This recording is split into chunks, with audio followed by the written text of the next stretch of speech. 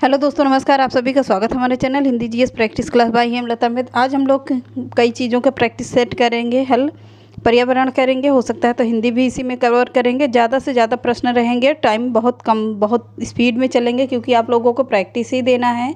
Paper एकदम sir पे आ गया, 2 दिन बचा है, अभी एडमिट कार्ड भी नहीं आया है, तो आप लोग इसको ध्यान से देखिएगा और एडमिट कार्ड आ जाएगा, परेशान मत होइए।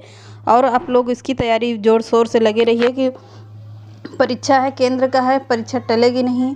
किसी के अफवाहों में ना आइए, परीक्षा तो बिल्कुल ही नहीं टलने वाली है। सीटेट की कोई परीक्षा टलेगी, तो आप लोग इसको ध्यान से देखिएगा। एक एक प्रैक्टिस को हल करिएगा, जितना हो सके आप लोग प्रैक्टिस हल करिए। और जो भी मेन बचता है उसको पढ़ डालिए, एक बार पूरा रिपीट कर डालिए और प्रैक्टिस सेट ज़रूर हल करना। प्रैक्टिस सेट से बहुत सारे प्रश्न आप लोगों को मिलते भी हैं। इससे काफ़ी कुछ आप लोगों की स्पीड भी बढ़ती है, सीखने को भी मिलता है। तो इसलिए प्रैक्टिस सेट के लिए ज़्यादा जोर देते हैं। प्रैक्टिस सेट ज़रूर हल करते रहना। आपके पास है, नहीं तो हम तो करवा ही रहे हैं इसका। केवल आप लोगों को बाहर से संस्कृत और किसका करना होगा, प्राइमरी लेवल के लिए हमने करवाया है, पूरा प्रैक्टिस सेट हल करवा दिया है, जो भी जितना भी हो सका है। मैथ का कर लीजिएगा और संस्कृत का भी कवर करवा देते हैं। 1-2 दिन देखते हैं अगर टाइम बचता है, क्योंकि मेरा भी कुछ दूसरा एग्ज़ाम लगा हुआ है, तो 1-2 दिन में टाइम अगर बचता है तो आप लोगों को उसकी भी, संस्कृत के भी एक दिन पूरा 60-70 नंबर सिलेक्टेड प्रश्न ले आएंगे, जहाँ से आप लोगों को प्रश्न बनते हैं। बिल्कुल सिलेक्ट वाले प्रश्न रख रहे हैं कि अगर मिल जाता है तो उसको भी टाइम मिलेगा तो जैसे करवा देंगे। तो चलिए आज के सेशन को चालू करते हैं। आज का पहला प्रश्न है, पर्यावरण अध्ययन की पाठ्य पुस्तकों में से विभिन्न प्रकरणों में एक खंड करके देखो को शामिल किया गया, जिसका उद्देश्य है घर में शिक्षार्थियों को व्यस्त रखना, प्रत्यक्ष हस्तपरक अनुभव उपलब्ध कराना। तो बी ऑप्शन बिल्कुल सही ऑप्शन है। चलिए आगे चलते हैं। पर्यावरण अध्ययन में एक अच्छे दंतकार्य का मुख्य लक्ष्य होना चाहिए, अधिगम विस्तार के अवसर उपलब्ध कराना। तो पहला ही ऑप्शन सही है। आगे चलते हैं फटाफट। आज कुछ भी बताएंगे नहीं क्योंकि हमने पूरा पढ़ाया भी है, तो इसको आप लोग बिल्कुल बताना नहीं है। जल्दी से जल्दी हम लोग केवल प्रैक्टिस सेट, केवल आंसर देखो, तुरंत चलते रहो, करते रहो। पर्यावरण अध्ययन के शिक्षक के रूप में चिड़ियाघर के भ्रमण का आयोजन करने का मुख्य उद्देश्य होना चाहिए। क्या होना चाहिए? शिक्षा की गुणवत्ता के बारे में अभिभावकों को संतुष्ट करना, शिक्षार्थियों को आनंद और मजा उपलब्ध कराना, नित्य शिक्षण कार्यक्रम की एक रास्ता को बदलना, शिक्षार्थियों को सक्रिय अधिगम अनुभव उपलब्ध कराना। तो डी ऑप्शन बिल्कुल सही है। आगे चलते हैं।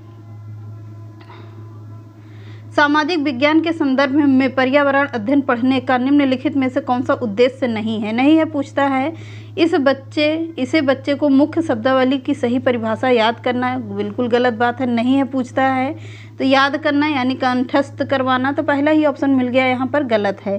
तो सही पूछता है बाकी इसे शिक्षार्थियों को विद्यमान विचारों अभ्यासों पर प्रश्न करने का योग्य बनाना, ये भी सही है। इसे बच्चे के समाज में जिम्मेदार सदस्य के रूप में बढ़ने के योग्य बनाना चाहिए, ये भी सही है।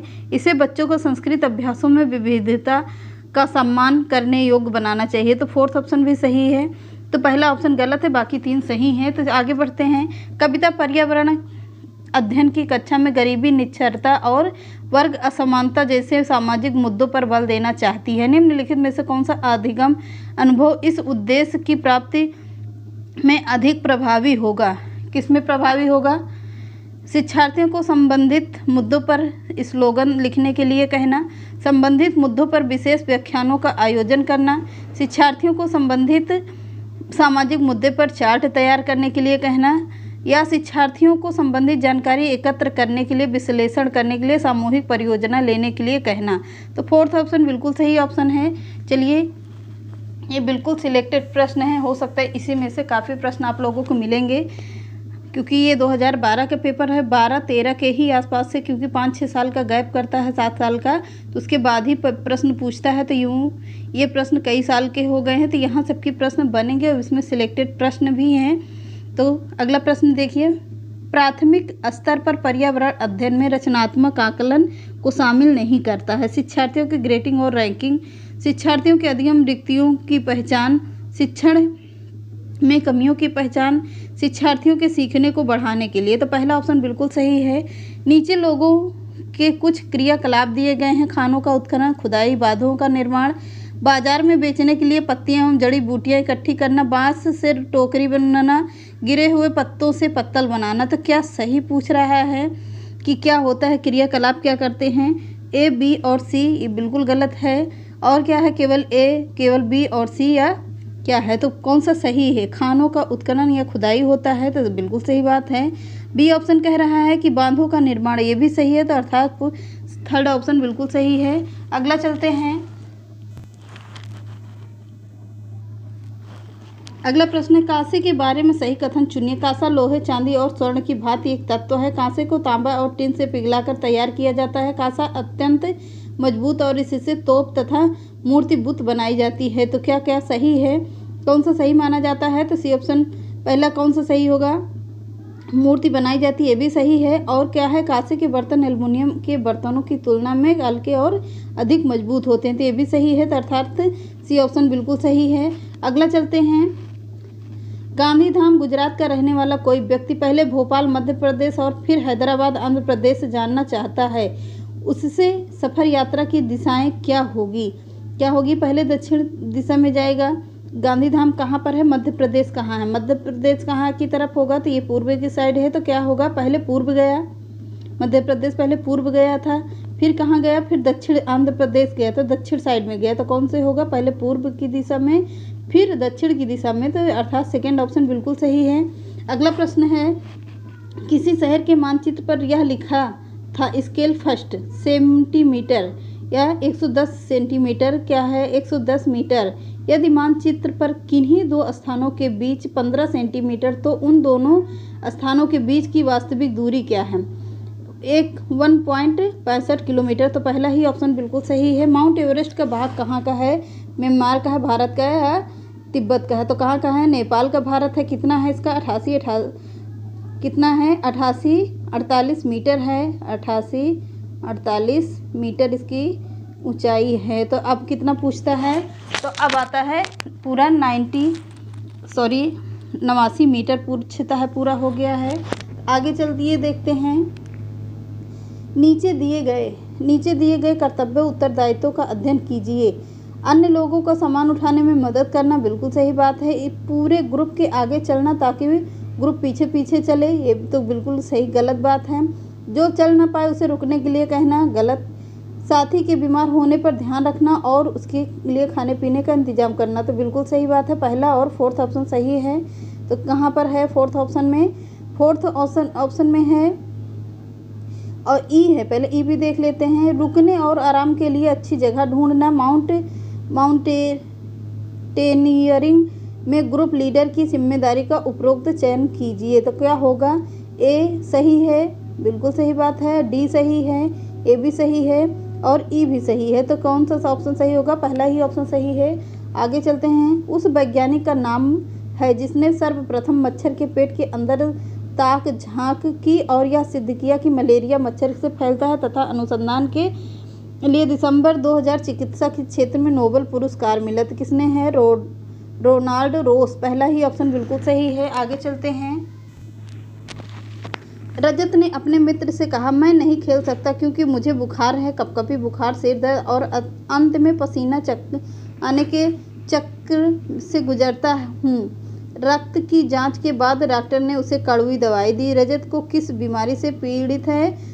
रजत किससे होगा? सर दर्द, पसीना आना, बुखार आना, कपकपी लगना, इस किसके लक्षण होते हैं? मलेरिया के लक्षण हैं। अगला प्रश्न देखते हैं। अल्बुर्नी कौन था? वह एक यात्री था जिसने भारत के लोगों की संस्कृति का अध्ययन करके कश्मीरी से कन्याकुमारी तक का यात्रा किया था। वह एक कुतुबशाही सुल्तान था, हमारे देश में लगभग 40 वर्ष शासन किया था।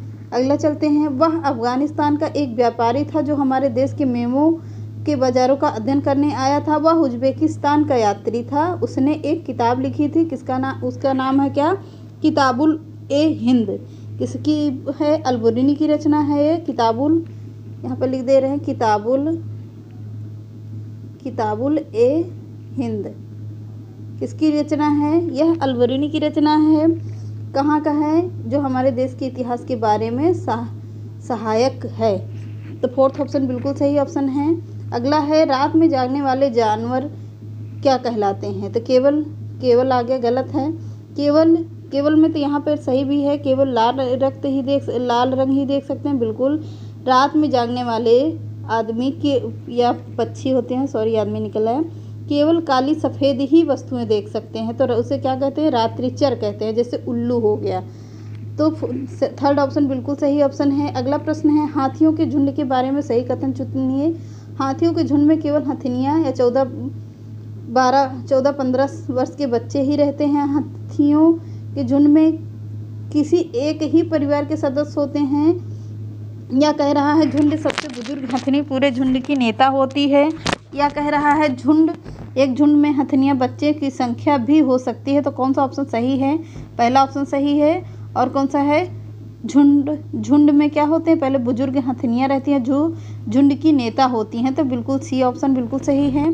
पंखुड़ियों के अंदर गुलाब फूल के बीच कुछ पतली पाउडर जैसी रचनाएं दिखती हैं, जिन्हें कहते हैं क्या? या पराग कहते हैं। सीधा ऑप्शन पे चलिए, पराग कहते हैं। अगला है, यदि रेलगाड़ी द्वारा अहमदाबाद गुजरात जाया जाए तो आपके रेलवे स्टेशन पर अधिकतर बेचने वाले खाने की कौन सी चीज़ें मिलेंगी? ढोकला, चटनी, नींबू वाले चावल। तो क्या होगा? बी ऑप्शन बिल्कुल सही है। आगे चलते हैं। पक्षी अपनी गर्दन बहुत अधिक हिलाते हैं, इसके कारण क्या है? उसके कान में पंखों से ढके होते हैं, वे उड़ नहीं सकते हैं। पक्षियों की आंखें पुतलियाँ घूम नहीं सकती हैं, इसीलिए क्या करते हैं पक्षी? इसको प्रैक्टिस करवाया है, फिर से ले लिया है। यहाँ से प्रश्न अब की हो सकता है बनेगा भी। पक्षियों की पुतलियाँ क्या होती हैं? घूम नहीं सकती हैं, इसलिए गर्दन अत्यधिक हिलाते हैं। तो थर्ड ऑप्शन बिल्कुल सही है। अगला है, निदान के पश्चात कोई डॉक्टर रोगी से यह कहता है कि उसके खून में हीमोग्लोबिन की कमी है, तो उसे कौन सी आयरन कमी पूरी के लिए खाना खाने के लिए चाहती है? यानी खाना के लिए चाहेगी, पूरा करने के लिए क्या क्या खाना चाहिए? या ऐसे लिख लीजिए, ऐसे ही अपनी भाषा में बता दिया। आंवला, हरी पत्तेदार सब्जियां और गुड़, ये क्या होता है? हीमोग्लोबिन की पूर्ति करता है। तो कौन सा? आंवला विटामिन सी की कमी पूरी करेगा, हरी पत्तेदार सब्जियां और गुड़ ये सब हीमोग्लोबिन को पूरा करने वाली हैं। तो अगला है कौन सा प्रश्न? राष्ट्रीय पाठचर्या की रूपरेखा 2005 यानी एनसीएफ 2005 प्राथमिक स्तर पर पर्यावरण अध्ययन शिक्षण का प्रमुख उद्देश्य होना चाहिए। स्वतंत्र रूप से प्रयोग करने की कुशलता अर्जित करना, विषय के आधारभूत संकल्पनाओं की आधारभूत समझ का विकास करना या विषय के आधारभूत सिद्धांतों का स्मरण करना, कक्षीय अधिगम को विद्यालय के बाहर के जीवन से जोड़ना। तो बिल्कुल सही बात है, फोर्थ ऑप्शन बिल्कुल सही है। अगला है, निम्नलिखित में से कौन सा प्राथमिक स्तर पर पर्यावरण अध्ययन की पाठचर्या की आवश्यकता के रूप नहीं है पूछ रहा है। इसे शिक्षार्थियों के मानसिक स्तर के अनुकूल होना चाहिए। उसे काम की दुनिया में प्रवेश के लिए शिक्षार्थियों को ज्ञान एवं कौशल के लैस करना चाहिए। तो बिल्कुल बी ऑप्शन बिल्कुल सही है। अगला है, एनसीईआरटी के पाठ्यपुस्तकों में पर्यावरण अध्ययन को उच्च प्राथमिकता और स्थान दिया जाना चाहिए। तो कौन सा ऑप्शन सही है पूछ रहा है। अधिक संख्या में अभ्यास प्रश्नों को करने के लिए, विषय के आधारभूत संकल्पनाओं की व्याख्या करने के लिए, चिंतन या विस्मय के शिक्षार्थियों को अवसर उपलब्ध कराना। अवसर आ गया, यहीं पर ऑप्शन मिल गया। तो थर्ड ऑप्शन बिल्कुल सही है। आगे चलते हैं। कह रहा, पर्यावरण अध्ययन की पाठ्य पुस्तकों में कविताओं और कहानियों को शामिल करने की निम्नलिखित में से कौन सा उद्देश्य नहीं है? तो शिक्षार्थियों की कल्पनाशीलता और सृजनशीलता योग्यता को बढ़ावा देना, विषय के में रुचि का विकास करना, नित्य और एक रस विषय वस्तु का बदलाव करना, शिक्षार्थियों को आनंद और मजा उपलब्ध कराना। तो बिल्कुल फोर्थ ऑप्शन बिल्कुल सही है। 3 सही हैं, ए, बी और सी सही हैं, फोर्थ गलत है। आगे बढ़ते हैं। पर्यावरण अध्ययन की एक अच्छी पाठचर्या को बच्चे के प्रति सही, जीवन के प्रति सही और विषय के प्रति सही होना चाहिए। पाठचर्या की निम्नलिखित विशेषताओं में से कौन सी उपरोक्त आवश्यकता को पूरा नहीं करती है? यह शब्दावली और परिभाषाओं पर अधिक बल देती है। यह भय एवं पूर्वाग्रहों से मुक्त होने के मूल्य को बढ़ावा देती है। यह विषय के एक सामाजिक प्रक्रम के रूप में देखने के लिए शिक्षार्थियों हेतु आवश्यक है। तो पहला ऑप्शन बिल्कुल सही है। आगे चलते हैं। नलिनी कक्षा 3 की शिक्षार्थियों को जानवर हमारे साथी प्रकरण के परिचय कराना चाहती है। नलिनी कौन है? एक शिक्षिका है। प्रकरण को और अधिक से रोचक तरीके से प्रस्तुत करने के लिए निम्नलिखित में से कौन सी युक्ति सर्वाधिक उपयुक्त होती है? शिक्षार्थियों की पाठ्य पुस्तक में जानवरों के लिए चित्र दिए गए चित्रों को देखने के लिए कहना, विभिन्न जानवरों में चित्रों को प्रदर्शित करने वाले चार्ट का प्रयोग करना, विभिन्न जानवरों को एक चित्र श्यामपट्ट पर बनाना, जानवरों तथा उनकी उपयोगिता पर आधारित फिल्म प्रदर्शित करना। तो बिल्कुल सही बात है, फोर्थ ऑप्शन बिल्कुल सही है। आगे का प्रश्न देखिए, कक्षा 5 के एनसीईआरटी की पर्यावरण अध्ययन की पाठ्य पुस्तक में प्रत्येक पाठ के अंत में एक खंड को शामिल किया गया है। हम क्या समझें या सुझाव दें? दिया गया है कि इस खंड में शामिल प्रश्नों के उत्तर का सही या गलत के रूप में आकलन नहीं किया जाएगा। यह परिवर्तन इसलिए किया गया है क्योंकि, आंसर पे चलते हैं, यह आकलन विषय निष्ठता को कम करता है। इस स्तर पर बच्चे सही उत्तर नहीं लिख सकते हैं। यह आकलन शिक्षकों की सुविधा को बढ़ाता है। यह जानने को शिक्षक की सहायता करता है कि बच्चे कैसे सीख सकते हैं। तो बिल्कुल फोर्थ ऑप्शन बिल्कुल सही है। आगे बढ़ते हैं, प्रयोगशाला खोजना, जांच पड़ताल और प्रश्न पूछना, पर्यावरण अध्ययन सक्रिय अधिगम के अनिवार्य तत्वों को क्या किया गया है?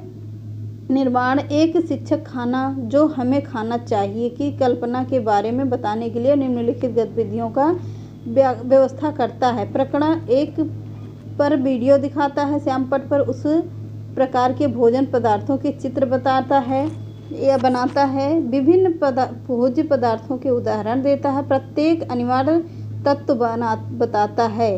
तो अगला है, शिक्षार्थियों से कहता है कि सभी संभावित स्रोतों से संबंधित जानकारी एकत्र करें। उपरोक्त 4 गतिविधियों में से कौन सी सक्रिय संतुष्टि करता है? तो फोर्थ ऑप्शन बिल्कुल सही बात है। अगला प्रश्न है, कक्षा 4 के शिक्षार्थियों को हवा यह सब जगह है प्रकरण पढ़ाते समय गीतिका निम्नलिखित गतिविधियों को करने की योजना बनाती है। क्या कर रहा है? निम्न प्रस्तावित गतिविधियों के में से कौन सा प्रकरण प्रभावी तरीके से पढ़ाने के लिए सार्थक नहीं है? गलत पूछ रहा है, यानी कि प्रकरण से संबंधित प्रश्न पूछना, शिक्षार्थियों को क्षेत्र भ्रमण पर ले जाना,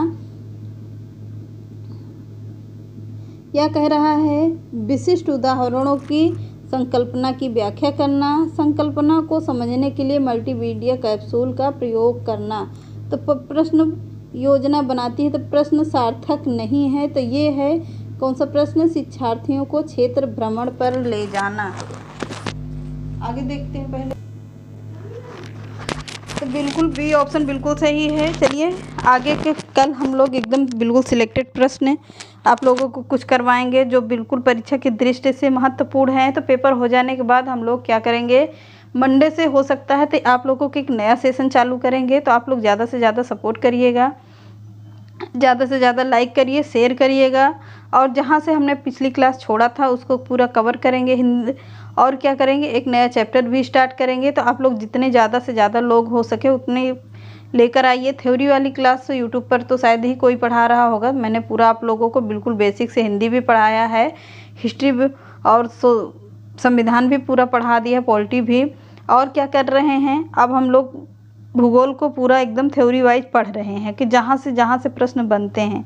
तो आप लोग फ्री की क्लास लेना चाहते हैं तो आप लोग चैनल को मेरे सब्सक्राइब करिएगा, ज़्यादा से ज़्यादा शेयर करिएगा, और लाइक पसंद आए तो लाइक करिएगा, और ज़्यादा से ज़्यादा सपोर्ट करेंगे तो हमको भी इससे मनोबल बढ़ता है और आप लोगों का बिल्कुल तैयार भी हो जाएगा। तो चलिए मिलते हैं नेक्स्ट क्लास में। चैनल पसंद आए तो लाइक, सब्सक्राइब एंड शेयर करिएगा। नमस्कार।